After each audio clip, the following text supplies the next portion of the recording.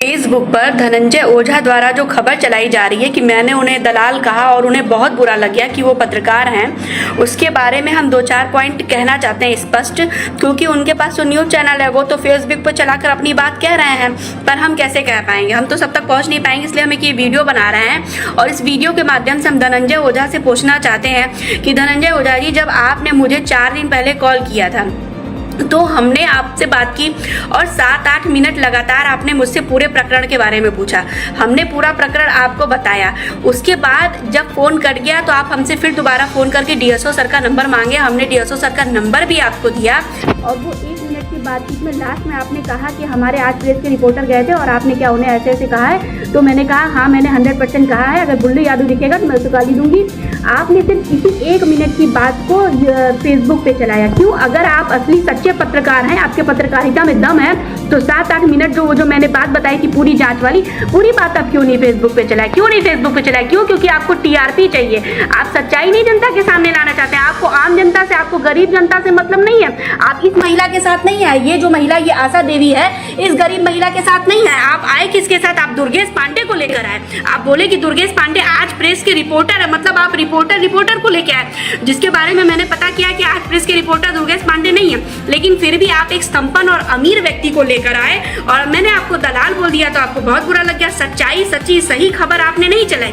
7-8 minute जो उस जांच के समय की जो दिक्कत, जो भी समस्याएं थी, जो भी गलत बल्लू यादव ने किया था मेरे बारे में, जो गलत खबर उसने बताई कि अंत्योदय कार्ड काटने की धमकी दी है, इस बात की आपने सच्चाई क्यों नहीं खोली? क्यों नहीं इस बात की सच्चाई खोली? खोलना चाहिए था सच्चाई ना, कि पूर्ति निरीक्षक के ऊपर गलत आरोप बल्लू यादव लगाए हैं। आपको सच्चाई से कोई लेना देना नहीं है, आपको पर्सनल, इसीलिए तो हम दलाल बोले हैं, क्योंकि पर्सनल चीजों से, आपके पर्सनल जो अपने परिचित हैं, अपने खास लोग हैं, आपको सच्चाई से मतलब नहीं है। और आप बोलते हैं कि हम देश के चौथे स्तंभ हैं। आप चौथे स्तंभ हैं, हम मानते हैं। 99% रिपोर्टर अच्छे भी हैं। चंदौली में बहुत से रिपोर्टर, बहुत से पत्रकारों का नंबर मेरे पास है जो बहुत अच्छे हैं, मेरा बहुत सम्मान करते हैं, हमारा बहुत सपोर्ट भी करते हैं। कभी उन्होंने इस तरीके का गलत कृत्य नहीं किया और नहीं कभी मैंने किसी पत्रकार को अपमानित किया है। लेकिन आपको मुझे अपमानित करना पड़ा, उसका कारण ये है कि आप जो है किसी संपन्न व्यक्ति को लेकर आ रहे हैं और आपने बिना मेरी जानकारी के ऑडियो कैसे वायरल किया? भाई, ऑडियो आप वायरल कर रहे हैं और उसी उतने ही पॉइंट को आप वायरल कर रहे हैं जो कि आपके काम की चीज है। आपको टीआरपी मिलेगा, आपको पत्रकारिता से, आपको देश हित से, आपको लोक हित से कहाँ कुछ लेना देना है? किसी गरीब महिला के हित से आपको कहाँ कुछ लेना देना? आपको तो अपने फेसबुक चैनल पे व्यूज बनाना है और आप चाहते हैं मैं आपको खूब सम्मान करूं और आप मुझे रोज अपमानित करते रहे। रोज न्यूज चैनल पे चलाएंगे, मन बड़ू है, ये है, बदजुबान है, ये है, वो। आप अपने को चौथा स्तंभ कहते हैं तो हम भी तीसरा स्तंभ है। पढ़ लिख कर नौकरी करके आए हैं अपने दम पर, पढ़ लिख कर आए। इसका मतलब ये नहीं कि कोई भी अपमानित करेगा। सरकारी कर्मचारी तो हम भी कार्यपालिका के सदस्य, हम भी काम कर रहे हैं कि रोज रोज आप लोग मानसिक रूप से किसी को प्रताड़ित करेंगे, जो है कुछ भी बोल देंगे और हम लोग सहते रहेंगे। इतनी गिरी हुई शर्तों पर नौकरी नहीं करना है। मान सम्मान सबको अच्छा लगता है। आप चौथे स्तंभ है तो चौथे स्तंभ वाला काम करिए ना। कितना आप सच्चाई जो है जनता को दिखाए, कितनी आपने सही बात जनता को बताई है। सिर्फ वही बातें आप लोग मीडिया में चलाते हैं जो कि मसालेदार हो, जो कि मतलब जिससे जनता देख के एकदम भड़क जाए, जनता को हमेशा भड़काने के काम करते हैं। आधी जनता जो आज हमारे देश की जनता सरकारी कर्मचारियों से जलती है, जो सरकारी कर्मचारी की बुराई करती है, उसमें कहीं ना कहीं सबसे बड़ा हाथ आप जैसे 1% रिपोर्टरों का है। मैं देख रही हूँ आजकल मीडिया में कि ज्यादातर 1-2% रिपोर्टर जिन्होंने जर्नलिज्म की पढ़ाई की है ना, तो जिन्हें देश हित से कोई लेना देना है, वो जानबूझकर हर सरकारी कर्मचारी की बुराई करते रहते हैं। हम मानते हैं कि बहुत से सरकारी कर्मचारी हो सकता है गलत भी करते हैं, लेकिन सब गलत नहीं करते हैं। अगर सरकारी कर्मचारी सब गलत करता तो इतनी सारी जो देश में योजनाएं चल रही है ना, वो लागू नहीं होती। 80 करोड़ जनसंख्या राशन नहीं लेके जाती रोज, जो है अपने घर से जो है यहाँ पे अंगूठा लगाकर। हो सकता है कुछ लोग पोल होंगे, कुछ कमियां होंगी, लेकिन इतना ज्यादा नहीं जितना ज्यादा आप लोगों ने सरकारी कर्मचारियों को रोज रोज मीडिया में चलाते हैं।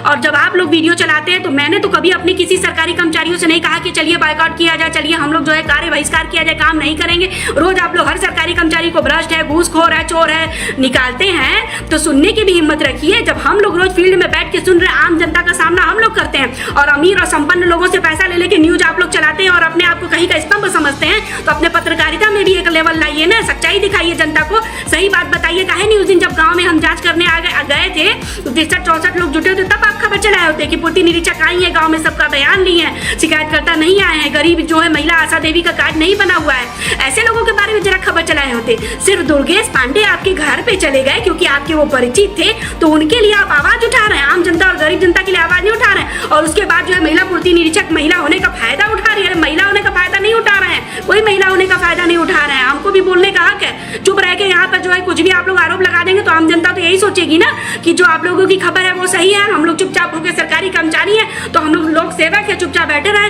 हम लोगों का मान सम्मान थोड़ी, हम लोग तो चोर है, आतंकवादी हैं, डकैत हैं। इस देश की सेवा तो खाली आप ही लोग कर रहे हैं। तो इस तरीके की मानसिकता अपनी बदल दीजिए। और जो सच्चाई है, मैं सभी 99 उन प्रेस रिपोर्टर्स का सम्मान करती हूँ जो कि सच दिखाते हैं, सबका सम्मान करते, ठीक है। अरे हम कहते हैं अगर आपको लगता भी कि किसी सरकारी कर्मचारी ने, आप उसका एक पड़ताल कर लीजिए, किसी ने अगर गलत किया है, आप सारे एविडेंस देख लीजिए। जैसे आप लोगों ने एक न्यूज चला दी कि 2 मरे हुए लोगों का राशन जो है पूर्ति निरीक्षक और कोटेदार गबन कर रहे हैं। आप लोगों ने जो ये न्यूज चलाई, आप लोगों को कुछ नहीं पता है। आप लोगों को ये नहीं पता है कि कोई अगर किसी कार्ड धारक के कार्ड में कोई यूनिट मरी हुई है तो वो उस कार्ड धारक का फर्ज है ना कि मुखिया परिवर्तन का फार्म लाके दे, उस कार्ड धारक को लाके देना चाहिए ना। उसमें पूर्ति निरीक्षक को कहां से पता चल जाएगा कि उसके घर में कोई मरा हुआ है? वो व्यक्ति खुद ऑनलाइन कराकर लाके दिया है कार्यालय में, अपने कार्ड में यूनिट जुड़वा कर। किसी के भी कार्ड में जब ओटीपी जाएगा तभी कोई व्यक्ति यूनिट जुड़वा पाएगा। वो व्यक्ति खुद से अपने कार्ड में यूनिट बढ़वा कर दिया है तो उसका यूनिट जुड़ गया। अब उसके घर में कोई मरा है कि जिंदा है वो पूर्ति निरीक्षक को कैसे पता चलेगा? वो तो कार्ड धारक का काम है ना कि ऑनलाइन कटवा के लाया होता या तो मुखिया परिवर्तन का फार्म करके दे दिया होता। तो जब उसने नहीं दिया है तो आप लोग उसमें भी जानबूझ के पूर्ति निरीक्षक को दोषी बना रहे हैं। जो काम कार्ड धारक का है, जो आम जनता का है, जो पब्लिक का है, जब उनके घर में कोई मरता है तो ये तो उनका नैतिक कर्तव्य है ना कि वो आके नाम कटवाएं। वो पूर्ति निरीक्षक को कैसे पता चलेगा कि वो किसी गांव में या कोई मर गया है? या तो आप लोग गांव में हैं, ग्राम सभा में प्रधान और सेक्रेटरी सब लोग हैं, आप लोग प्रस्ताव करके भेज देते, कोई तो कागज नहीं आया मेरे घर, बस सीधे पूर्ति निरीक्षक को आरोप लगाने लगते हैं हर चीज के लिए। अपनी कोई जिम्मेदारी लायबिलिटी बनती नहीं है, बस एक तो मोबाइल पा गए, आप रिपोर्टर बन गए और समाज में जानबूझ के वैमनस्य से आप लोग फैला रहे हैं, नफरत फैला रहे हैं। आम जनता और सरकारी कर्मचारियों के बीच अगर नफरत फैलाने वाले कोई लोग हैं तो 1% आप जैसे इलेक्ट्रॉनिक मीडिया वाले लोग हैं। और शर्म करिए, आप लोग शर्म करिए, सुधर जाइए, वास्तव में पत्रकारिता करिए, सच दिखाइए जनता के बीच में, नफरत फैलाने का काम मत करिए। जय हिंद, जय भारत।